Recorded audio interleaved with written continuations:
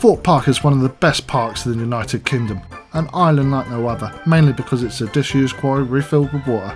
Thorpe Park has grown to become an incredibly high-intensity thrill park, and one that Britain takes great pride in, with the fastest and tallest rides the country has to offer, as well as having the former record holder for the most inversions in the world. Thorpe Park is a place where riders come to be amazed with some of the best rides out there. But with so many great rides, how can you distinguish the absolute best with the grandiose worst? Well, fear not, as this video holds all the answers.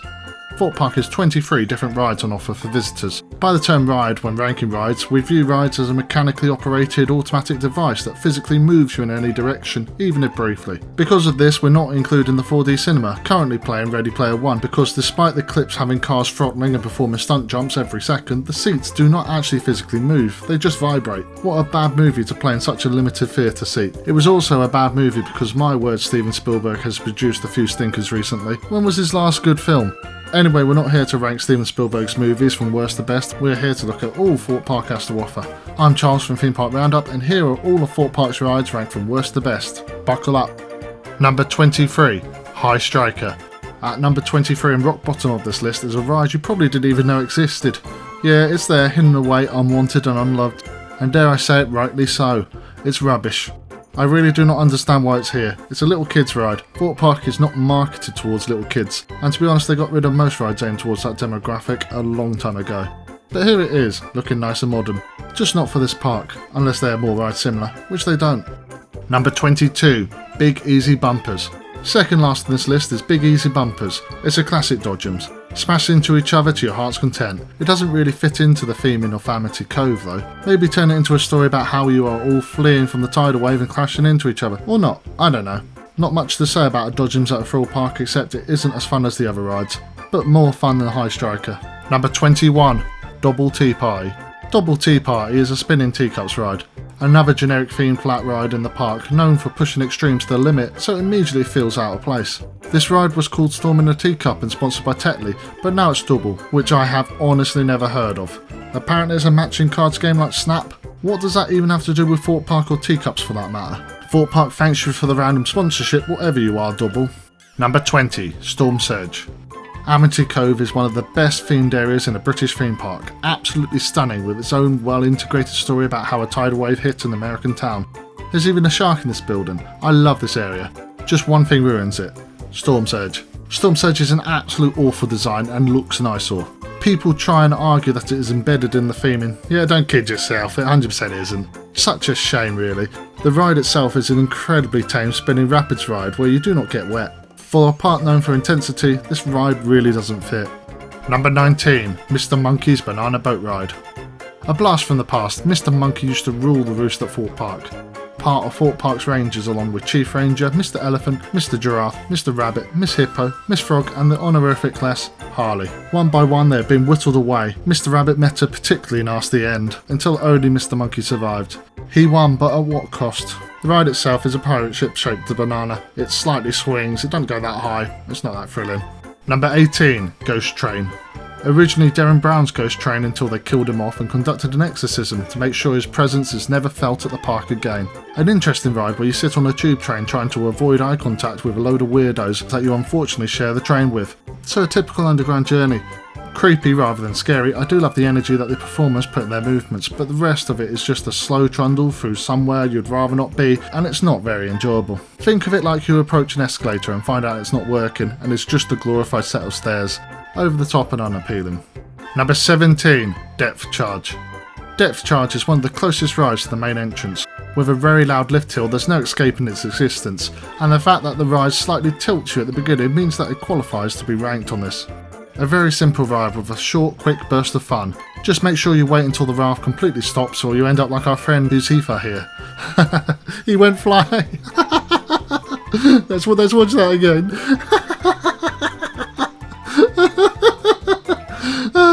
Sadly we must move forward. Number 16, Flying Fish. Flying Fish is Thorpe Park's lowest ranked roller coaster, but it's still a fun experience. Sit in a fish and do a figure of 8 loop near Amity Beach is incredibly primitive when compared to everything else on offer at the park. Imagine stepping out of Mountbatten's Dome and seeing the Swarm's swan dive loop and being like, ooh, I want to ride that little fish ride right there. Flying Fish is a ride Thorpe Park clearly love, as they moved it when building Stealth. Or maybe they just wanted to keep a perfectly good working ride. The fish himself is less green here, so that's a positive. Number 15, Zodiac. Zodiac is Thorpe Park's enterprise. I completely forgot this ride existed, which means either this is hardly ever operating, or I have a very poor memory of the park, and this is not the first ride I've said I've forgotten about. I promise to do better and remember the rides further down this list, okay? Good. Like all enterprises, Zodiac has you ride in a metal pod at such a speed that you are impressed about how well you are sitting in this metal pod, but all you can see is the metal pod. It's an alright experience, but I wonder if this will be the first ride to go if Thorpe Park get offered a brand new thrilling flat to take one of its rides places. Number 14, Rumba Rapids. The oldest currently standing ride at the park. Rumba Rapids is a must for every group that visits the park.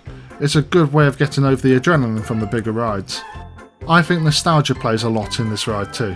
I swear it used to be faster and the rapids were more intense, but now it's just a gentle meander around the edge of the park. And what is the point in that tunnel? It's just a tunnel for tunnel's sake. I wish they gave this ride a bit more love. Maybe stick some items in the overgrowth for the riders to look out for. And definitely do something with that tunnel. I need to stop talking about that pointless tunnel, but it's so pointless. Number 13, Vortex.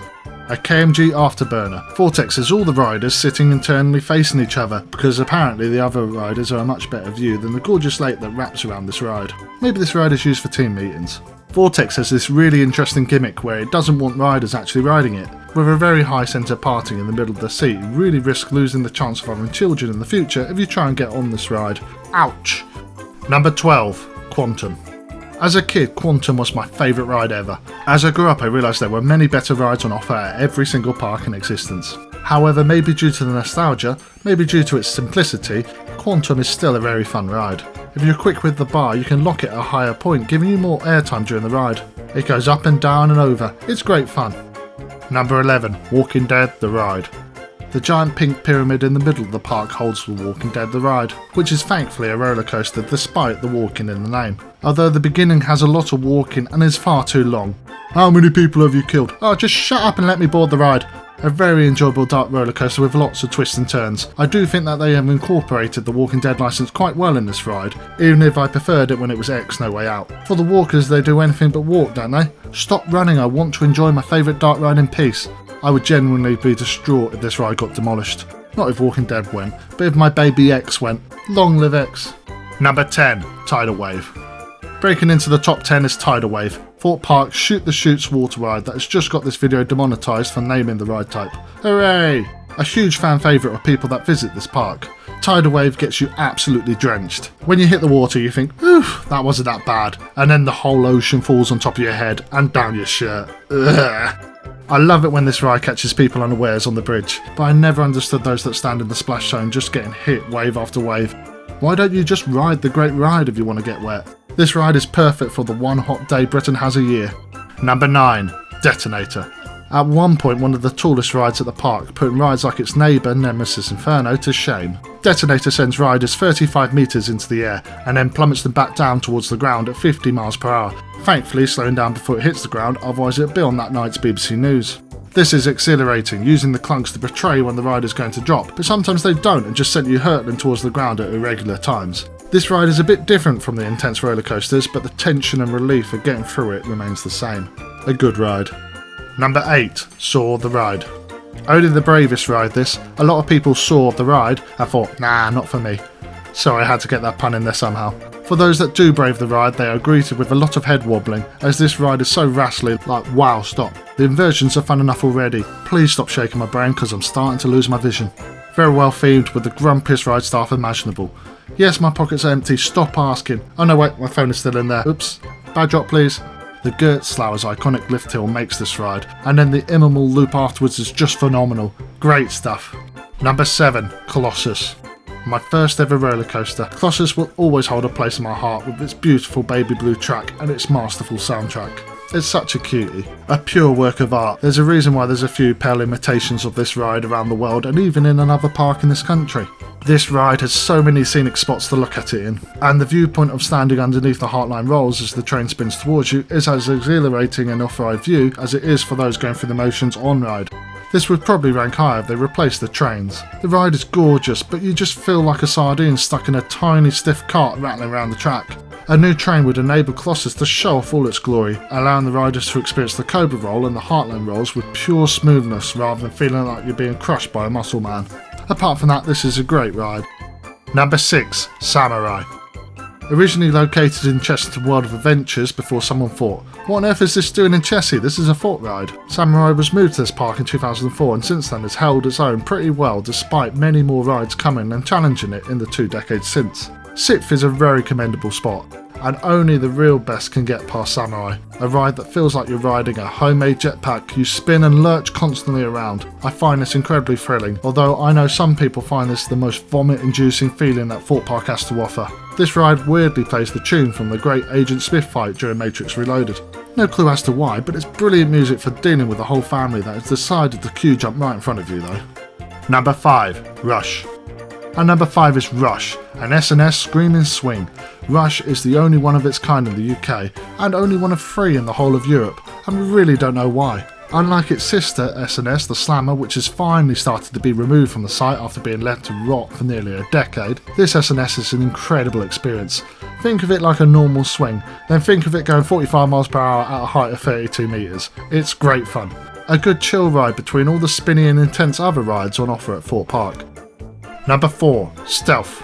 Stealth is an iconic ride, 3rd tallest in the UK. Its top hat is visible from the M25, providing excitement for thrill seekers and immediate, nope, I'm not riding that from wusses. I mean people who don't find this sort of ride fun. Once the fastest ride in the UK, it has since been pipped by a nearby neighbour from the same park by what looks like 1 mile per hour faster. Rides shouldn't mug off their siblings like that. Stealth has an acceleration of 0 to 128.7 km an hour in 1.8 seconds. Since 2021, that has made it the fastest acceleration coaster in the world, so that is a worthy accolade for a worthy ride. You'll never forget the exhilarating launch, and you'll never forget WWTP radio. Open up your eyes, then you realise, here I stand with my everlasting love. Sorry you had to hear me sing. Next ride, podium places. Number 3. Nemesis Inferno. I want to ride the Nemesis Inferno! As Will says from the In-Betweeners, girls are everywhere, but the best rides in the country are here. Bit ironic to say that about Nemesis Inferno, which is considered a pale imitation of Alton Towers' Nemesis, but this is Will's favourite ride and it's clear to see why.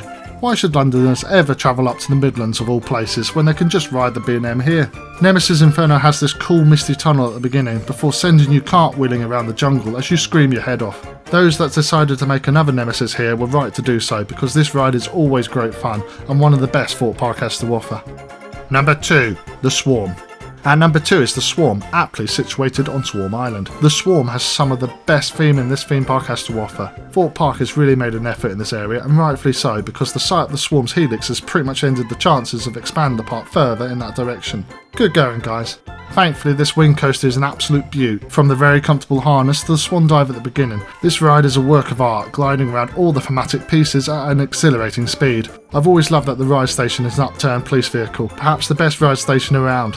Because of its awkward positioning in the park, where you walk down a long path just to go to this ride, the Swarm tends to be crowded in the mornings, but as the park starts to close, this ride is usually empty, meaning you can just stay on this and re-ride to your heart's content. Mad that you're able to do that with one of the best rides at Thorpe Park, but there you go.